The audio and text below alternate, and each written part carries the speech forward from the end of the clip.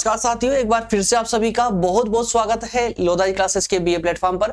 BA second year में आधुनिक इतिहास की सीरीज को कंटिन्यू करते हुए आज के टॉपिक में हम डिस्कस करने वाले हैं स्वतंत्रता संग्राम में महिलाओं की भूमिका के अंतर्गत दो वीरांगनाओं के जो है बलिदान पर हम चर्चा करेंगे, जो कि स्वतंत्रता संग्राम के दौरान जो है इन्होंने अपनी अहम भूमिका के दौरान दिया था। ठीक है ना। इनमें एक हम बात करेंगे रानी अवंतीबाई की और एक बेजाबाई। क्लियर है।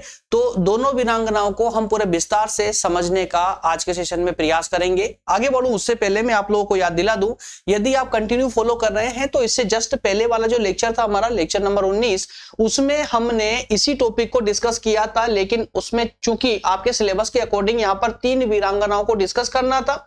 उनमें से एक महारानी लक्ष्मीबाई के बारे में डिस्कस हम इससे पहले वाले सेशन में कर चुके थे और उसके बचे हुए पार्ट पर आज हम डिस्कस करने जा रहे हैं। क्लियर है। आइए शुरू करते हैं अपना सेशन। जो भी नए छात्र हैं वो ध्यान दें, प्लेलिस्ट को आप लोग जरूर विजिट किया करें, क्योंकि इसी चैनल की प्लेलिस्ट में जो है ना ये सारे सब्जेक्ट डाल दिए गए हैं जो फ्री ऑफ कॉस्ट है। इनकी नोट्स भी उन्हीं लेक्चरों की डिस्क्रिप्शन में अवेलेबल है, जिसे पढ़ करके लेक्चर देखकर नोट्स से रिवीजन लगा करके आप अच्छे नंबरों की प्राप्ति कर सकते हैं। प्लेलिस्ट में जाएंगे तो आपको सभी सब्जेक्ट आसानी से देखने को मिल जाएंगे। इन सब के अलावा यदि आप में से कोई भी छात्र प्रतियोगी परीक्षा की तैयारी करना चाहता है तो हमारे एक नए YouTube चैनल को फॉलो कर सकते हो। प्रज्ञान हिंदी के नाम से दूसरा एक YouTube चैनल है, ठीक है ना, जहां पर क्लासेस स्टार्ट हो चुकी है। अभी हम वहां पर ल्यूसेंट जीके को डिकोड कर रहे हैं शॉर्ट क्वेश्चन के रूप में, तो उन सीरीज को जरूर कंटिन्यू कीजिएगा। डे 13 अभी तक हो चुके हैं, मतलब 13 लेक्चर अभी तक उस सीरीज के हो चुके हैं। जल्दी से यदि आपने अभी तक उसको फॉलो नहीं किया तो जल्दी से उसको फॉलो करें और वहां के सेशन अटेंड करें। एक लेक्चर पर डे इवनिंग में 6 बजे वहां पर होता है। चलिए शुरू करते हैं अपना आज का सेशन। ये आपका सिलेबस है जिसके अकॉर्डिंग क्लासेस चल रही है। सभी लेक्चरों में हर लेक्चर में आपको ये बताता हूं मैं, ठीक है ना। ये 5वीं यूनिट तक के पूरे कंप्लीट लेक्चर, और अभी जो सेशन आपका चल रहा है वो 3rd यूनिट स्टार्ट हम कर चुके हैं। ठीक है। इसमें स्वतंत्रता संग्राम में महिलाओं की भूमिका वाले टॉपिक को डिस्कस कर रहे हैं। आज हम बात करने वाले हैं रानी अवंतीबाई और रानी बेजाबाई के बारे में पूरे विस्तार से समझने का प्रयास करेंगे। क्लियर है। तो आइए शुरू करते हैं रानी अवंतीबाई से। दोस्तों कंटेंट हिंदी और इंग्लिश दोनों में ही अवेलेबल है। जिस भी माध्यम आपको जो भी माध्यम आपको कंफर्टेबल लगे उसके माध्यम से आप जो है अपने एग्जाम की तैयारी कर सकते हैं। चलिए,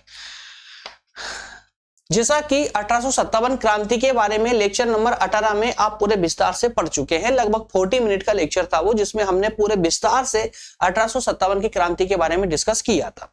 उसके बाद में हमने डिस्कस किया स्वतंत्रता संग्राम अर्थात की क्रांति 1857 की क्रांति में जिन जिन महिलाओं ने अपना विशेष योगदान दिया है उनके बारे में वो सेशन हमने स्टार्ट किया, और उसमें भी हम रानी लक्ष्मीबाई को पहले ही डिस्कस कर चुके हैं लेक्चर नंबर 19 में। यदि नहीं देखा हो तो उसको देख लेंगे, तो ये एक कंप्लीटली एक लिंक बन जाएगी आपकी, जिससे आपको समझने में तकलीफ नहीं होगी। आज हम बात कर रहे हैं रानी अवंतीबाई के बारे में। तो 1857 की क्रांति में वैसे तो कई वीरांगनाएं थी जिन्होंने अपना योगदान दिया था, लेकिन चूंकि सिलेबस के अकॉर्डिंग हमें 3 ही वीरांगनाओं के बारे में डिस्कस करना था, तो हम कंटिन्यू उसी को कर रहे हैं। अन्यथा 1857 क्रांति में इतने लोगों का योगदान रहा है कि अगर उसको यहाँ पर सेशन लेने लगे तो संभवतः 1 महीना उसी पर सेशन चले। 1857 क्रांति में, जी हाँ, बहुत सारी वीरांगनाएं थी, बहुत सारे योद्धा ऐसे थे जिनका नाम भी इतिहास में उल्लेखित नहीं है। ये बड़ी एक अफसोस की बात है, होना चाहिए था। खैर, सिलेबस के अकॉर्डिंग हमको तैयारी करनी है, तो जो सिलेबस में दिया गया है उसके बारे में हमें पढ़ना होगा। स्वतंत्रता संग्राम में जिन वीरांगनाओं ने अपने देश की स्वतंत्रता के लिए प्राण तक न्यौछावर कर दिए, उनमें मध्य भारत के रामगढ़ की रानी अवंतीबाई का नाम भी उल्लेखित अर्थात कि सम्मान के साथ लिया जाता है।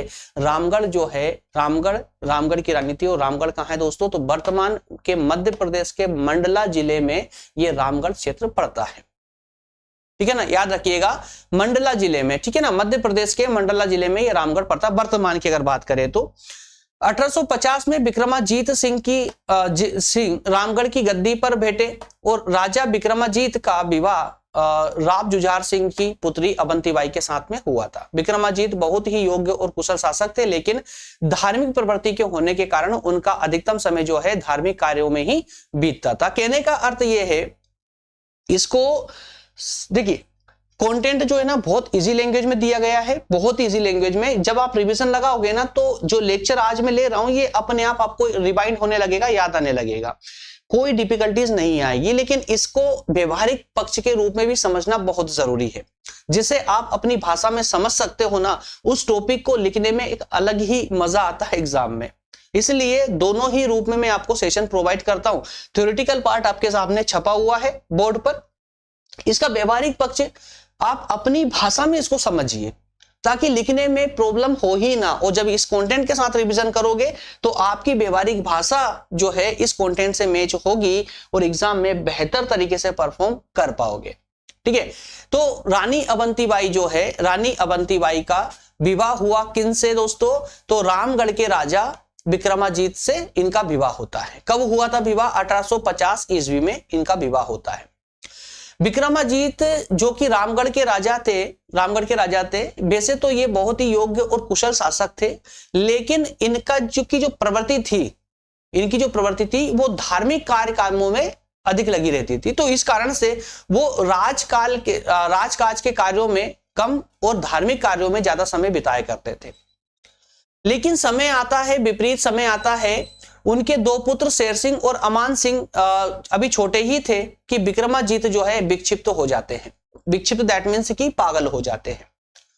अब इनके विक्षिप्त होने से, इनके पागल होने से इनके दो पुत्र तो पहले ही छोटे थे, अभी बाल्यावस्था में ही थे।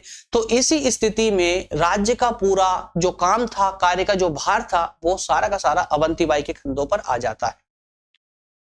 अब जैसे ही राजा विक्रमाजीत के विक्षिप्त होने की खबर ईस्ट इंडिया कंपनी को मिलती है, वैसे ही ब्रिटिश सरकार 13 सितंबर 1851 को रामगढ़ को जो है ब्रिटिश शासन में या ब्रिटिश साम्राज्य में मिलाने की या शामिल करने की घोषणा कर देते हैं। उस समय तो जब घोषणा की गई तो उस समय तो रानी जो है चुपचाप रही अर्थात कि अपमान के घूंट पीती रही, क्योंकि उन्हें एक अवसर की तलाश थी, या ऐसा कहें कि उन्हें एक मौके का इंतजार था, सही वक्त आने का इंतजार था। किंतु उन्होंने प्रतिज्ञा ली, अपमान का घूंट तो पिया, लेकिन साथ ही उन्होंने प्रतिज्ञा भी ली कि इसका बदला वो लेकर रहेंगी, तब तक चैन से नहीं बैठेंगी जब तक कि देश को अंग्रेजों से आजाद ना करवा ले। लेकिन इसी बीच में विक्रमाजीत सिंह की मृत्यु हो जाती है। इनकी मृत्यु होने के बाद में अब राजकार्य का पूरा जो जिम्मेदारी थी, हालांकि अंग्रेज उसको हड़प चुके थे, डलहौजी की हड़प नीति के द्वारा उस राज्य को हड़पा जा चुका था, लेकिन फिर भी रानी अवंतीबाई ने अभी तक हार नहीं मानी और अब भी वो जो है अपने राज्य का कार्यभार अपने कंधों पर ही मान रही थी। उन्होंने विश्वास था कि एक ना एक दिन वो फिर से अंग्रेजों से इसे आजाद करवा लेंगे। इन्हें बस एक मौके का इंतजार था। इसी क्रम में डलहौजी ने जो हड़प नीति चलाई थी, जिसके माध्यम से राज्यों को हड़पा जा रहा था, इस हड़प नीति के कारण देश के जो राज रजवाड़े थे या जागीरदार थे, वो सब अंग्रेजों के खिलाफ होने लगे और एक संगठित होकर के एक संगठन बनाने लगे। इसी क्रम में रानी अवंतीबाई ने आसपास के ठाकुरों, जागीरदार और राजाओं को एकत्रित करके अंग्रेजों के विरोध का निर्णय ले लिया, अर्थात अंग्रेजों के विरुद्ध होने का निर्णय ले लिया, या कहें कि विद्रोह करने का निर्णय ले लिया। इसी क्रम में मंडला के शासक शंकर शाह के नेतृत्व में विद्रोह के लिए विजयदशमी का दिन चुना गया, निश्चित किया गया। इन सभी ने मिलकर के विजयदशमी का दिन चुना और इसी दिन सब मिलकर के एक साथ अंग्रेजों के खिलाफ विद्रोह करेंगे। अब ये जो घटनाएं आप पढ़ रही हैं, ये सब पृथक घटनाएं नहीं है, ये 1857 की क्रांति का ही भाग है। ये बात विशेष रूप से याद रखिएगा आप लोग, है ना। तो क्रांति का संदेश जो है, अब चूंकि सभी को विद्रोह करना था, क्रांति करनी थी अंग्रेजों के खिलाफ, तो इसकी खबर भी सभी लोगों को होना चाहिए। तो इस खबर के लिए रानी अवंतीबाई ने ही इस कार्य को लिया और गांव-गांव तक हाथों से पर्चे लिख करके और गांव-गांव तक इसका एडवर्टाइज किया। ये सूचना गांव-गांव के प्रत्येक व्यक्ति तक पहुंचाई और पर्चे में स्पष्ट रूप से लिखा कि या तो देश के लिए, अपनी आन के लिए मर मिट जाओ या फिर चूड़ियां पहन लो। इस तरह के व्याख्यान उन्होंने लिखे कि अधिकतम लोग जो है इनके साथ हो पड़े देश की आजादी के लिए, अपनी आन को बचाने के लिए। तो इन्होंने एक तरह से कह सकते हैं कि महारानी के पद पर रहकर तो ये विशेष कार्य नहीं कर पाई, लेकिन जब इनका राज्य अंग्रेजों के द्वारा हड़पा जा चुका था, उसके बाद भी अवंतीबाई ने हार नहीं मानी और अंग्रेजों के विरुद्ध होने का पूर्ण निर्णय ले लिया। तो इसी क्रम में 20 मार्च 1858 को रानी अवंतीबाई ने भी रानी दुर्गावती का अनुसरण करते हुए, युद्ध लड़ते हुए अपने आप को चारों तरफ दुश्मनों से घिरा हुआ देख करके उन्होंने स्वयं तलवार को घोंप करके बलिदान दे दिया।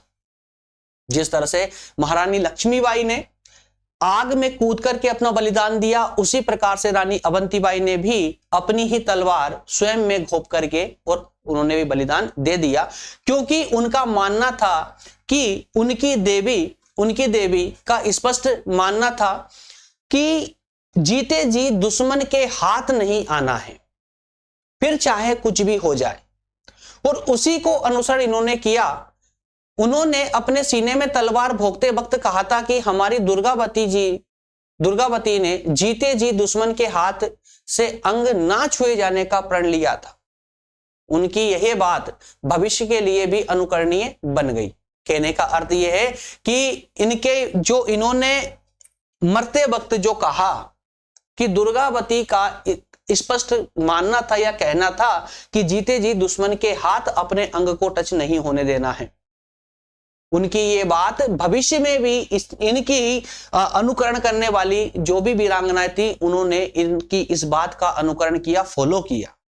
और इसी क्रम में उनकी दासी ने भी, उनकी जो दासी थी अवंतीबाई की जो दासी थी, उन्होंने भी इसी युद्ध में जो है तलवार घोंप करके स्वयं की भी हत्या कर ली, स्वयं का बलिदान दे दिया। तो और इसी क्रम से, इसी कारण से जो है ये अपना नाम जो है इतिहास के सुनहरे पन्नों में लिखवा पाई, जिस कारण से आज भी हम इनको पढ़ रहे हैं। तो ये एक छोटी सी कहानी थी। अगर हम विस्तार में जाएंगे ना, तो विस्तार तो इनका इतना है, जब कभी आप इतिहास पढ़ते हो विस्तार से, तो इतिहास में आपको पूरी डिटेल मिलती है, पूरी डिटेल। अब चूंकि ये बीए के सिलेबस के अकॉर्डिंग हम इसको ले रहे हैं, तो जितना कंटेंट की आवश्यकता हो सकती है उतना कंटेंट तो मैं आपको दे ही रहा हूं, लेकिन ये बीए के कंटेंट से भी ज्यादा है। और इस कंटेंट की सबसे बड़ी खूबसूरती ये है कि यदि आप लेक्चर के तुरंत बाद इस नोट्स का रिवीजन करते हो, तो आपका जो मेन कंटेंट होता है, जिसको हम की पॉइंट बोलते हैं, उनकी तैयारी बेहतर तरीके से हो जाती है। यदि इतने कंटेंट के साथ भी आप तैयारी कर लेते हो, तो एग्जाम में जब आंसर राइटिंग करने बैठते हो ना दोस्तों, तो जितनी भी रिक्वायरमेंट उस प्रश्न की होगी, उतनी रिक्वायरमेंट आप फुलफिल करने के लायक बन जाते हो। कंटेंट में एक एक पॉइंट में यहां पर जो है सभी में की पॉइंट भरे पड़े हैं, जिसकी बातें सबसे विशेषता क्या है इस कंटेंट की, कि सारे पॉइंट एक दूसरे से लिंक होते हैं, कुछ भी पृथक नहीं होता है। ठीक है ना। चलिए, तो इसके बाद में रानी अवंतीबाई के बाद में अब हम बात करते हैं, एक छोटा सा सेशन और बचा हुआ है बेजाबाई का। तो बेजाबाई का जो स्टोरी है उसको भी हम यहीं पर कंप्लीट कर ले, ताकि अलग से सेशन लेने की आवश्यकता ना पड़े। ये कहानी है 1784 की। 1784 में कोल्हापुर में जन्मी बेजाबाई का पूरा नाम जो था बेजाबाई सिंधिया है। बेजाबाई सिंधिया था। बेजाबाई के नाम के पीछे सिंधिया लगने का कारण क्या था? क्योंकि इनका जो विवाह है ग्वालियर के महाराजा दौलतराव सिंधिया के साथ हुआ था। कब हुआ था? 14 वर्ष की छोटी उम्र में ही इनका विवाह हो चुका था। आप दौलतराव की तीसरी पत्नी थी और एक बहुत अच्छी घुड़सवार तथा तलवारबाज भी हुआ करती थी। और उस समय के लोग जो भी राजा महाराजा के वंश में हुआ करते थे, उन सबको यह शिक्षा तो प्रारंभिक रूप से बचपने में ही दे दी जाती थी।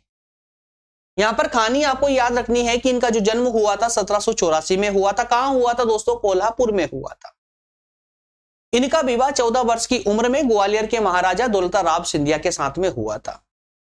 ठीक है ना।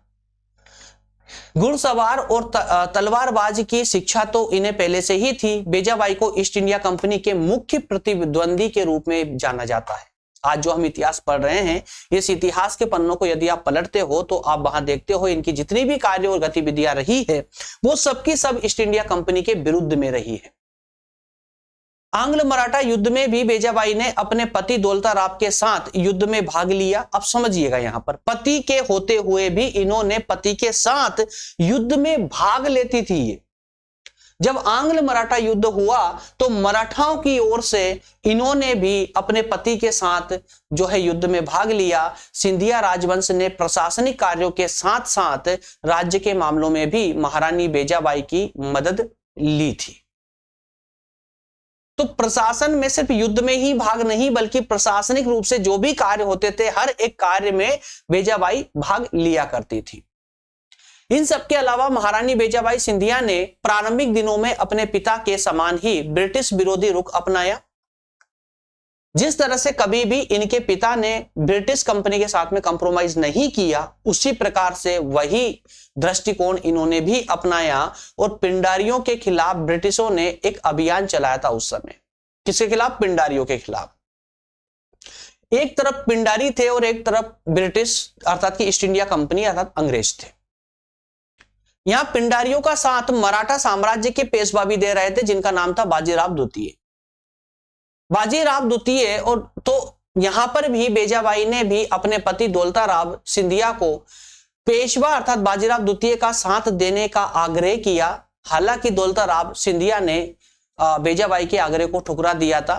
और जब ये अंग्रेजों की ओर से पिंडारियों के पास अंग्रेजों की डिमांड को लेकर के गए, मांगों को लेकर के गए, तब महारानी बेजाबाई ने उन्हें कायर कहकर के उन पर यह कायर होने का आरोप भी लगाया था। समझ सकते हो आप लोग कि इन्होंने अपने देश की सुरक्षा को लेकर के कभी भी समझौता नहीं किया, चाहे परिस्थिति कैसी भी हो, उनके विरुद्ध कोई भी हो। स्वयं अपने पति को कायर कहकर के संबोधित किया जब उन्होंने पिंडारियों का साथ अर्थात कि बाजीराव द्वितीय का साथ ना देते हुए अंग्रेजों का साथ दिया। इसी क्रम में 21 मार्च 1827 को दौलता राव की मृत्यु हो जाती है। उसके बाद बेजाबाई ने ब्रिटिश शासन को सलाह दी। जैसे इनके पति की मृत्यु होती है, वैसे ही बेजाबाई ने ब्रिटिश शासन को पत्र लिखा और कहा कि चूंकि मेरे पति का देहांत हो चुका है, तो अब उनके स्थान पर मुझे मतलब स्वयं अर्थात बेजाबाई को शासक नियुक्त कर देना चाहिए। तो ये क्रम चली रहा था, वो अपने कार्य कर ही रही थी कि अचानक से बेजाबाई के जो छोटे भाई थे, जिनका नाम था हिंदू राव, उन्होंने एक फर्जी दस्तावेज, एक फर्जी डॉक्यूमेंट प्रस्तुत कर दिया। कहां? दरबार में, बेजाबाई के सामने। और उस फर्जी डॉक्यूमेंट में यह साबित करने का प्रयास किया कि महाराज अर्थात दौलता राव सिंधिया चाहते थे कि वो किसी पुत्र को गोद ले ले और राज्य का उसे उत्तराधिकारी बना दे।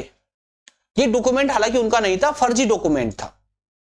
साम्राज्य के कई गुट ऐसे थे जो बेजाबाई के खिलाफ थे। ऐसे में वे वहां से मथुरा और फतेहगढ़ चली गई, मथुरा और फिर बाद में फतेहगढ़ चली गई। कारण कि उनके प्रशासन में अब कई प्रकार से कलह होने लगे थे, कई प्रकार से षड्यंत्र होने लगे थे। जब उनके सगे भाई हिंदू राव ने उनको धोखा दिया, तब से ही जो पूरा प्रशासन था, साम्राज्य था, पूरा जो है षड्यंत्र का अखाड़ा बन चुका था।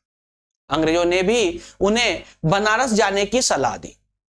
जब ये मथुरा और फतेहगढ़ चली गई तो अंग्रेजों ने भी रानी जो है बेजाबाई को सलाह दी कि आप पेंशन लीजिए और बनारस चले जाइए। लेकिन बेजाबाई ने अंग्रेजों के इस प्रस्ताव को ठुकरा दिया। प्रस्ताव को ठुकराने के बाद में 1841 में वे नासिक चली गई, जहां पर उन्होंने अंग्रेज सरकार से 4 लाख रुपए वार्षिक पेंशन प्राप्त की। कुछ समय के लिए इन्होंने पेंशन भी ली, लेकिन 1847 से 1856 के बीच बेजाबाई उज्जैन में रही और 1856 में वो वापस से ग्वालियर लौट आई।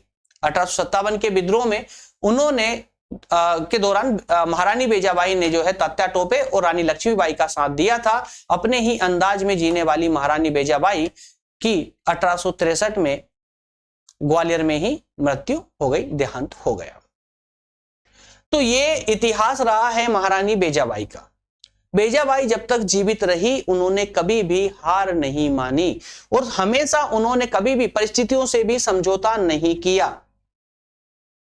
आवश्यकता को पहचाना, उस आवश्यकता के अनुसार वो चले, लेकिन कभी भी उन्होंने देश को धोखा नहीं दिया। हमेशा देश को स्वतंत्र कराने की जब भी बात उठी तो हमेशा वो उन लोगों की पंक्तियों में खड़ी मिली जो कि सबसे बड़े देशभक्त कहलाते थे, कहलाते, आज भी कहलाते हैं। और इसी कारण से दोस्तों हम अपने सिलेबस में इन 3 वीरांगनाओं को विशेष रूप से पढ़ रहे हैं। मैं ये स्पष्ट बिल्कुल नहीं कहता कि इन 3 वीरांगनाओं के अलावा 1857 की क्रांति में और किसी वीरांगना ने साथ नहीं दिया, लेकिन चूंकि सिलेबस में और बेसिकली अगर देखा भी जाए तो इतना बड़ा योगदान हर किसी ने उस समय नहीं दिया था जितना कि इन्होंने दिया है। सबके सब महारानियां थी, ठीक है ना। इनकी ऑलरेडी अवस्था ऐसी थी कि इनको आवश्यकता नहीं किस चीज की। 4 लाख रुपए वार्षिक पेंशन उस जमाने में इन्हें प्राप्त हो रही थी। चाहती तो आराम से जीवन भर पेंशन लेकर के अपने जीवन, यहां तक कि मुगल सम्राट को तक 1 लाख रुपए पेंशन दिया करते थे अंग्रेज लोग, यहां इनको 4 लाख रुपए वार्षिक पेंशन प्राप्त हो रही थी, ठीक है ना। इसके बावजूद इन्होंने इस पेंशन को छोड़ा और ये उज्जैन चली गई, उज्जैन से फिर ग्वालियर लौट आई। वो ग्वालियर लौटने के बाद में इन्होंने रानी लक्ष्मीबाई, तात्या टोपे, इन क्रांतिकारियों का साथ दिया। इसी के साथ में हमारा आज का सेशन होता है कंप्लीट। और क्रांति में 1857 की क्रांति में महिलाओं की भूमिका वाला जो आपका पॉइंट था, जो आपका टॉपिक था सिलेबस के अकॉर्डिंग, वो होता है कंप्लीट। अगले टॉपिक एक बहुत ही इंटरेस्टिंग टॉपिक होने जा रहा है, कल वाला टॉपिक, जिसमें हम बात करेंगे भारतीय पुनर्जागरण की, इंडियन रेनेसां की। बहुत ही इंटरेस्टिंग टॉपिक होगा। हालांकि मैं इसको 2-3 बार पहले भी पढ़ा चुका हूं, लेकिन इस सीरीज में नहीं पढ़ाया। इससे पहले पढ़ाया है मैंने विश्व इतिहास में आपको पुनर्जागरण के बारे में पढ़ाया है, लेकिन यहां हम भारतीय पुनर्जागरण को पढ़ने वाले हैं। और आई थिंक कि जहां तक मुझे याद है भारतीय पुनर्जागरण का भी एक सेशन हो चुका है इससे पहले, लेकिन किसी और सब्जेक्ट में हुआ है। जहां तक मुझे याद है फर्स्ट ईयर में मैंने इसको पढ़ाया था, लेकिन आज इस सीरीज में कंटिन्यू करना भी कंपलसरी है, तो हम नेक्स्ट सेशन में इसी को लेंगे। क्लियर है। और जो भी नए छात्र हैं, यदि आपको कोई डाउट है, किसी प्रकार का कोई डाउट आ रहा है, तो आप इस नंबर पर व्हाट्सएप करके जो है मुझे लिंक कर सकते हैं और अपने डाउट को क्लियर कर सकते हैं। इसके अलावा यदि आप सेकेंड ईयर में हैं, फर्स्ट ईयर में, थर्ड ईयर में, किसी भी ईयर में हैं और आपको सभी लेक्चरों की लिंक एक साथ चाहिए, तो उसके लिए भी आप मेरे इस व्हाट्सएप नंबर पर मैसेज डाल सकते हैं। वहां पर आपको सभी लेक्चरों की लिंक और सभी नोट्स की लिंक एक साथ मिल जाती है। इसके अलावा व्हाट्सएप चैनल या टेलीग्राम चैनल की लिंक भी आपको व्हाट्सएप पर ही प्रोवाइड करवा दी जाती है। इस सब के अलावा आप टेलीग्राम ग्रुप को, अर्थात कि टेलीग्राम चैनल और व्हाट्सएप चैनल को आप डायरेक्ट ज्वाइन करना चाहें तो डायरेक्ट भी कर सकते हैं। डिस्क्रिप्शन में, इसी वीडियो के डिस्क्रिप्शन में उसकी लिंक दी गई है। आज जो भी मैंने पढ़ाया है उस नोट्स की लिंक भी आपको वीडियो के डिस्क्रिप्शन में ही मिल जाएगी, तो डिस्क्रिप्शन को जरूर विजिट किया करें दोस्तों। वहां से आपको आवश्यकता के अनुसार आपको आपकी सामग्री प्राप्त हो जाती है। मिलेंगे अगले सेशन में। सेशन अगर यदि आपको पसंद आया हो तो लाइक कर दें, और अगर नए हैं तो चैनल को सब्सक्राइब जरूर से कर लें, ताकि हमारे सभी नोटिफिकेशन आप तक आसानी से पहुंच जाए और कोई भी क्लास आपसे छूटे नहीं। यदि आप प्रॉपर, क्योंकि अब सेशन के लास्ट तक रुके, इसके मतलब ये है कि आप प्रॉपर तरीके से स्टडी कर रहे हैं, आप स्टडी में कोई समझौता नहीं चाहते हैं, तो दोस्तों इसी प्रकार की डिटेल क्लासेस लेने के लिए आप चैनल को सब्सक्राइब जरूर से कर लें। मिलेंगे अगले सेशन में। बहुत बहुत धन्यवाद। Thank you so much.